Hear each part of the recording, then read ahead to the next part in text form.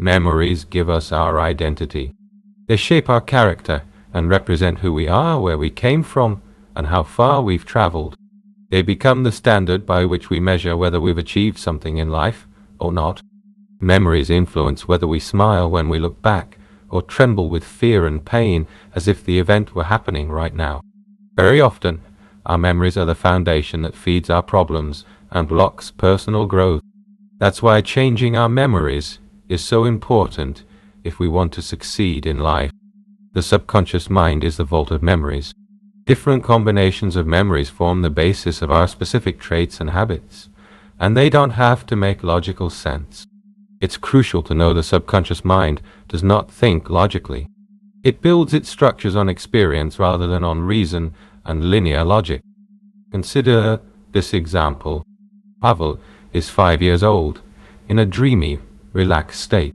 He's watching his favorite TV show. There's a clown on the screen, and he's not aware of anything around him.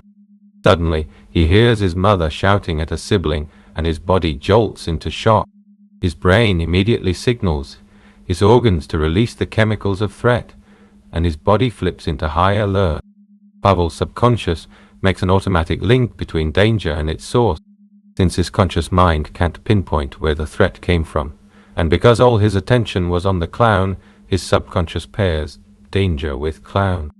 Now, whenever Pavel sees a clown, his body re-enters a threat state, and he bursts into tears.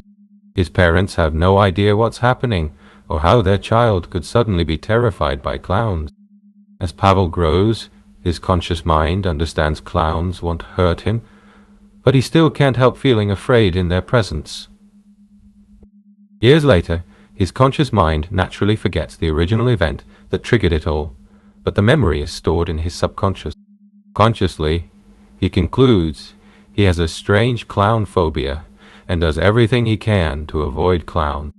Another child, of course, might not form the same danger, clownling. Each of us is different and builds different associations. It all depends on the emotional state in the moment. The intensity of the feelings, fear, anger, and shock are the strongest, and what happened afterward.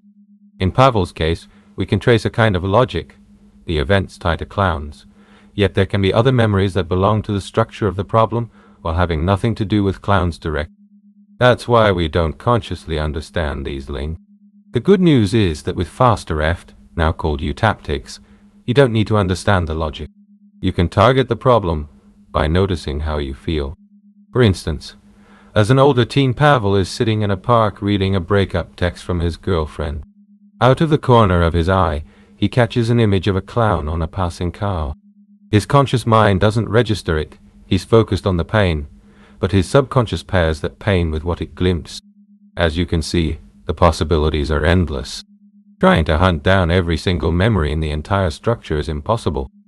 The only effective, fastest way to dismantle the structure is to begin with the earliest reference to how Pavel knows he has this clown problem.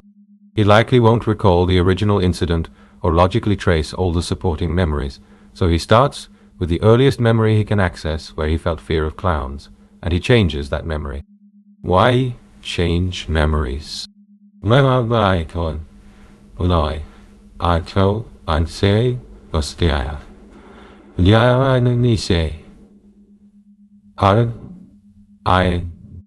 simple answer: to gain peace and happiness, to be free. If you could go back and transform a traumatic event into a positive one, would you?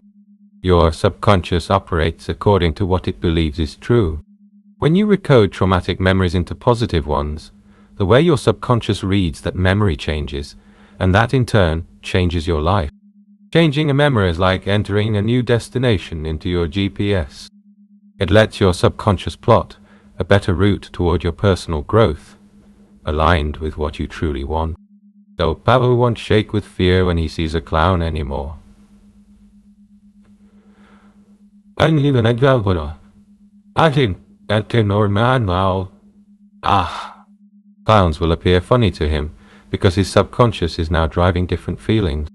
If you use faster EFT, eutaptics, techniques to remove the emotional charge from a memory, you'll often notice the memory begins to change by itself.